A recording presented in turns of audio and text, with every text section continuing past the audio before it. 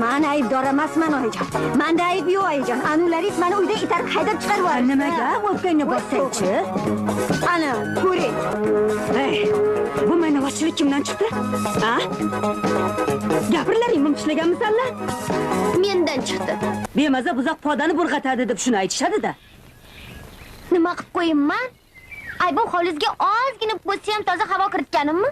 Ha, bular ham o'ynashi kerak-ku. Ha, nima? To'g'ri-da, oyi. Roz.